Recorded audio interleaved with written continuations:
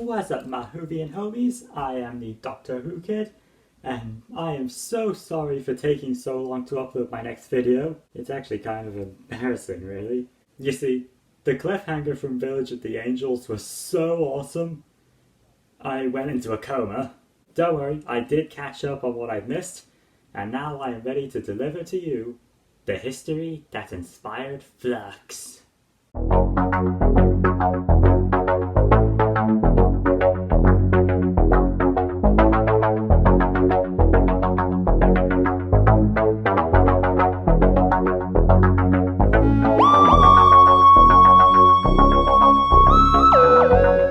Oh, I found my unit tags from Doctor Who Adventures magazine.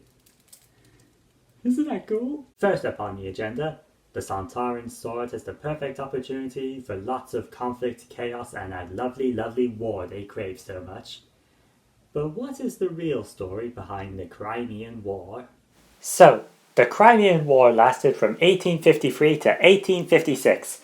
It consisted of Britain, France, Turkey, and Sardinia fighting against Russia, whose leader, Tsar Nicholas I, was looking to expand his territory at the expense of the declining Ottoman Empire, going after Turkey specifically because he looked down on the country. This resulted in Turkey declaring war on Russia. Another key factor in the start of the war was religious tension between Catholics and Orthodox believers, as Jerusalem was a focal point in Tsar Nicholas's conquests. Though the war began in 1853, Britain and France didn't join in until 1854, and their reason for joining was because they saw Tsar Nicholas as a threat to their trade routes.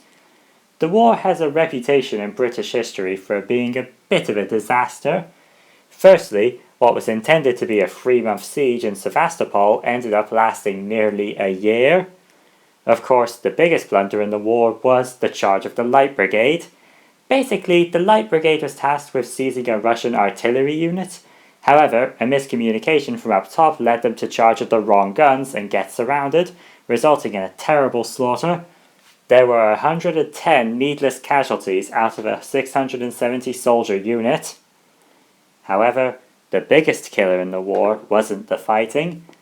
After a terrible storm destroyed their supplies, the British troops were forced to man trenches in freezing cold environments, and many troops died of cholera. More people died from the disease than in the battlefield. This influx of disease also resulted in the other notable thing about this war in British history: Florence Nightingale and Mary Seacole.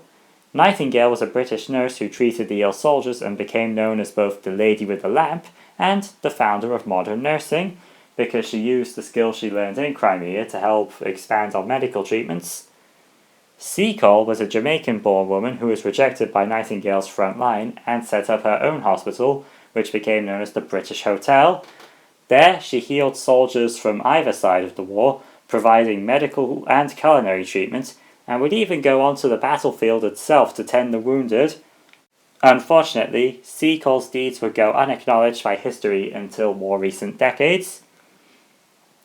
The war would ultimately end with Russia's surrender in 1855 and a treaty signing the following March, giving back the territories they had seized.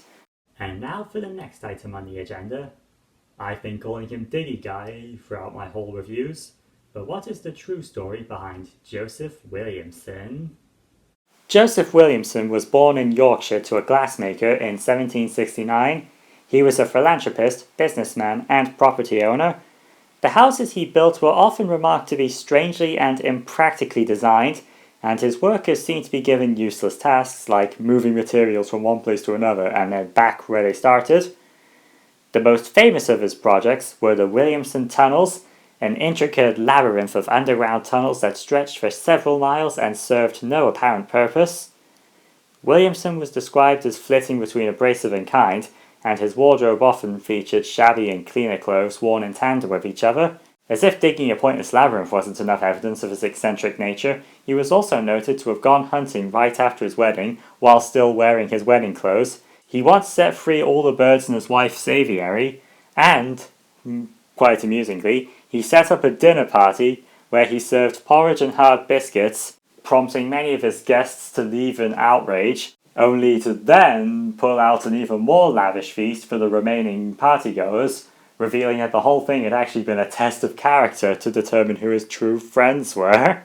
Joseph Williamson died of dropsy in 1840, and his grave was later discovered in 2005, which was later turned into a memorial garden. The purpose of his tunnels remain unknown to this day. Well, my Hoopy homies, I will see you next time for the overall review of Flux.